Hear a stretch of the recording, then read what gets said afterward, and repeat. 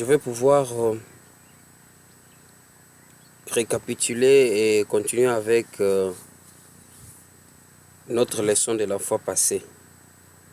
Alors, je suis là dans MySQL. Je cherche les bases de données qui sont installées. Ok, nous avons là-bas quelques bases de données. Use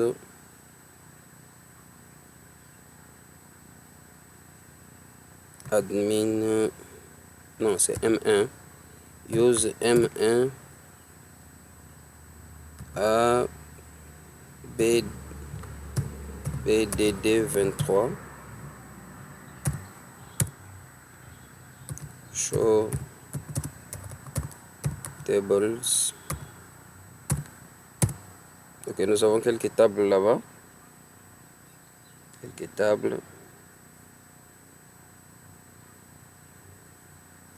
Alors, on regarde un peu la table individu.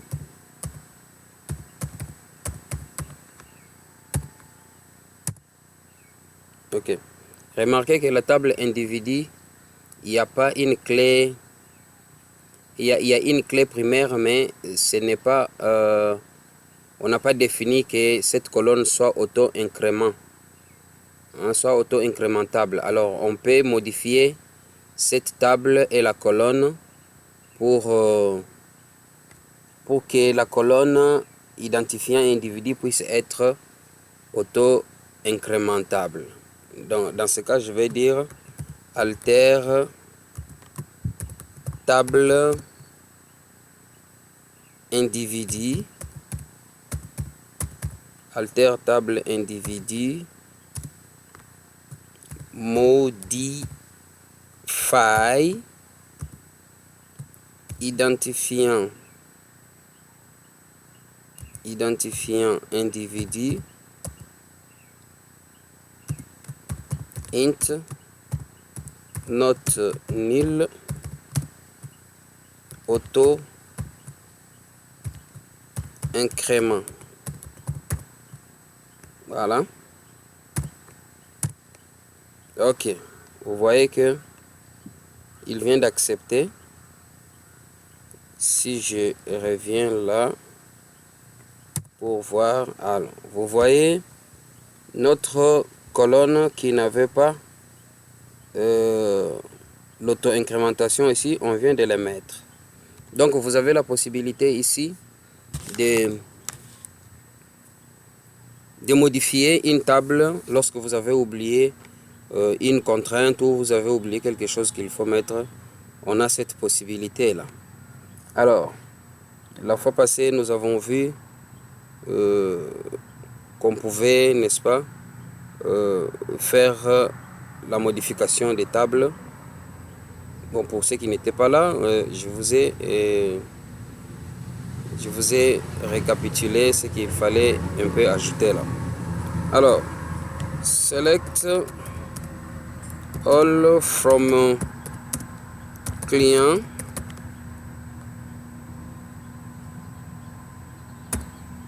On va voir qu'est-ce qu'il y a dans client. Ok. Ok, notre client est là. Il y a déjà des enregistrements que nous avons mis. Lorsque nous le faisons avec commande. Ok, commande aussi est intact. Je peux ajouter insert into command. Insert into command values. Je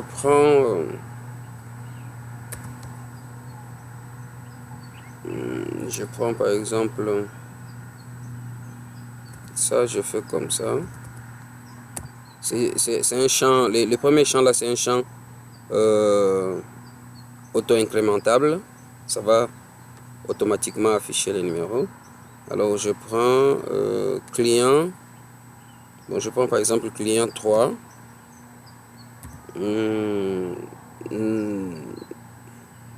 Agent. Bon, agent 2. Je prends fournisseur. Je prends par exemple fournisseur 1. Donc nous avons client, agent, fournisseur, date de commande. J'ajoute, je dis par exemple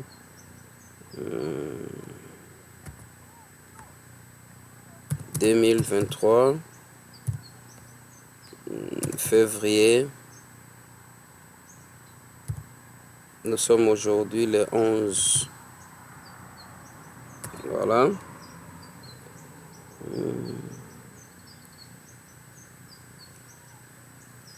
Date de commande. Bon, nom du produit. J'ajoute par exemple, je dis par exemple micro. Micro. À ne pas oublier de mettre, comme c'est une chaîne de caractères, micro. Quantité, je dis par exemple 25. Voilà. Ok. Si j'essaie un peu de voir, vous voyez, je viens d'ajouter. Nous avons c'est agent D qui est expert ici. Alors, si j'essaie maintenant d'ajouter une autre, regardez ce qui va se passer. J'essaie d'ajouter, oh, je suis où? Ok, j'essaie d'ajouter un article dans la commande. Je dis par exemple groupe électrogène. Quantité, je mets 5. Date de commande, je dis par exemple 08 février 2003. Alors, identifiant commande, je laisse comme ça. Identifiant client, je dis par exemple client 4. Je dis par exemple client 4. Regardez ce qui va se passer. Agent 1. Fournisseur, je dis par exemple fournisseur 2. Alors, je viens maintenant, je vais valider. Voilà, il y a une erreur. Quelle est cette erreur-là? On me dit la clé étrangère client, ID client référencé, n'est-ce pas? Ici, nous avons dit quoi? Client 4. Et pourtant, dans la table client, on n'a que 3 clients. Regardez. Select all from client. Vous voyez, on n'a que 3 clients. C'est-à-dire, pour faire une commande ici, nous devons avoir la liste des clients déjà établie ici. C'est ce qu'il demande ici. Alors donc, dans ce cas, pour pallier à ça, qu'est-ce que je fais? Je vais commencer par insert into client.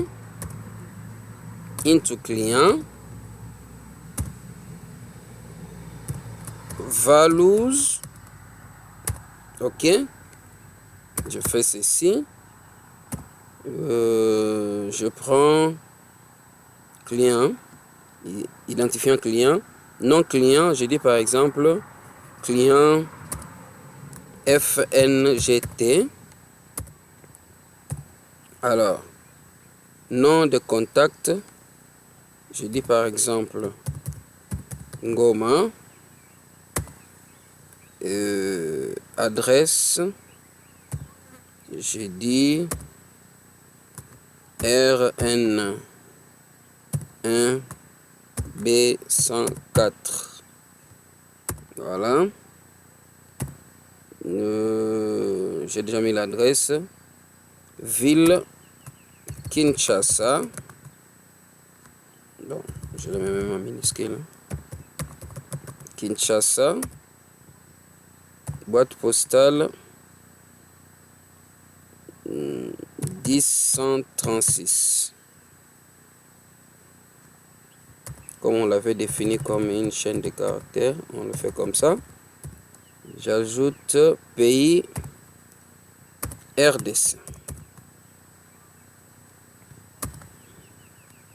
Je ferme. Là-bas, il est entré. Je reviens maintenant dans Insert into Command. Alors, j'ajoute maintenant, vous voyez, lorsque j'avais dit ici Insert into Command, je mets cette commande-là avec le 4e client, ça donnait une erreur. Maintenant, je reprends la même chose. J'insère, voilà, il est entré, parce que client a maintenant 4, n'est-ce pas, enregistrement. Alors, si je fais select all from command,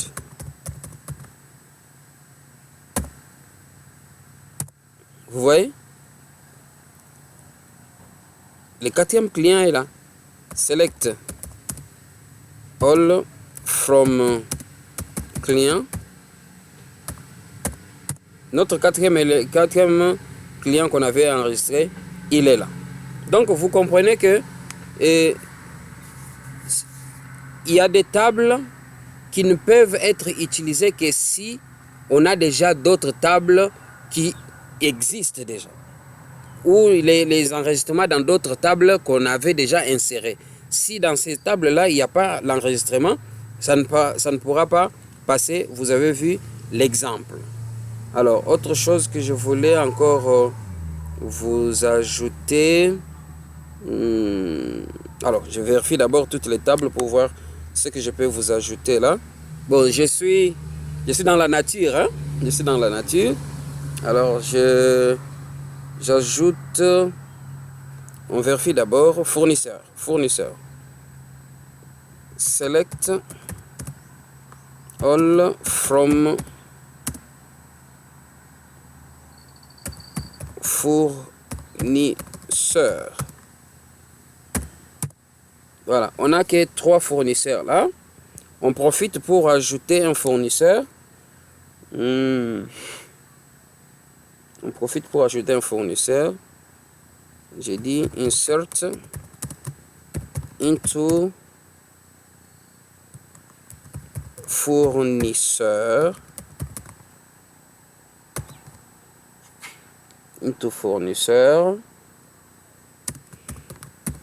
Values.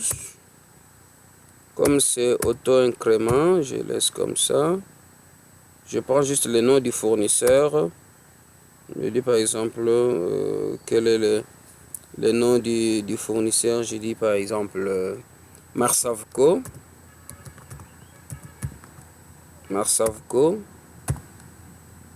Ville Béni.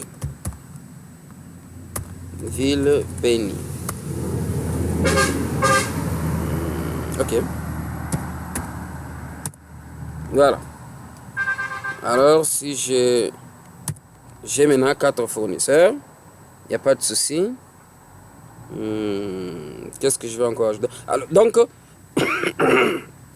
excusez-moi, et retenez que nous avons la possibilité de modifier les tables lorsqu'il y a des éléments qui manquaient. Vous avez vu avec la table individu comment nous avons fait. Et il n'y avait pas auto-incrément et nous avons ajouté l'auto-incrément. Souvenez-vous de ce que nous avons fait tout au début là. Mais attention, je répète encore, pour que ça soit auto-incrémentable, si vous l'avez oublié que vous voulez ajouter, vous devez vous rassurer que les types de données dans la colonne à laquelle vous voulez faire que ça soit auto-incrémentable, ça doit être un entier et ça doit être note nulle qu'on avait déjà défini comme une clé primaire. Ça, ce sont des éléments qu'il faut vraiment regarder lorsque vous voulez faire ce genre de modifications. Sinon, vous n'allez pas vous retrouver, vous ne verrez que des erreurs par-ci par-là. Autre chose, si vous voulez ajouter par exemple, dans le cas d'espèce ici, si nous voulons ajouter une commande en faisant référence à un agent ou à un client, ce client doit déjà exister. S'il n'existe pas, ça sera très compliqué parce que s'il y a un client qui n'existe pas et que nous, on signifie ici qu'il y a un client qui existe, client, un numéro inconnu, vous allez voir qu'il ne va pas donner parce que ici, comme il nous avait dit, il n'y a pas la correspondance entre la clé étrangère que nous sommes en train de lui montrer et ce qui se trouve dans la table client. Donc, c'est un peu ça, ce que vous devez comprendre par là. Alors, autre chose que je vais pouvoir vous ajouter, tout ça, je récapitule. Hein? Je récapitule tout ce que nous avons fait. Bon, je vérifie d'abord les tables. Je vérifie les tables. Je vérifie les tables. Je vérifie, ça c'est client, ça c'est commande.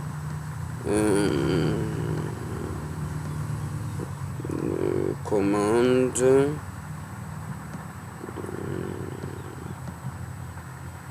Agent. On vérifie d'abord la table agent. J'avais un élément là que je voulais mettre dans la table agent.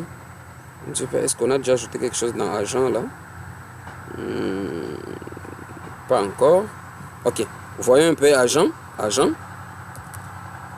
Select all from agent. Ok, notre agent.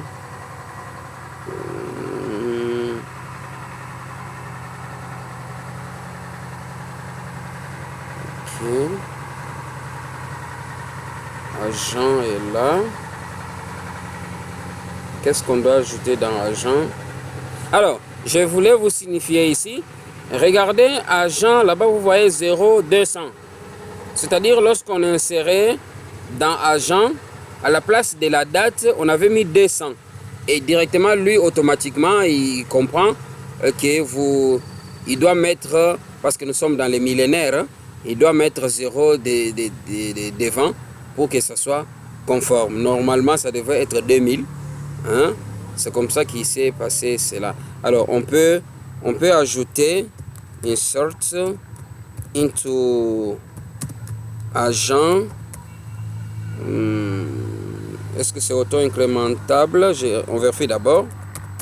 DC agent. Oui, c'est auto-incrément. Insert into agent. Values. Je prends alors d'abord c'est prénom de l'agent. Je dis par exemple prénom de l'agent, je prends l'agent Trésor.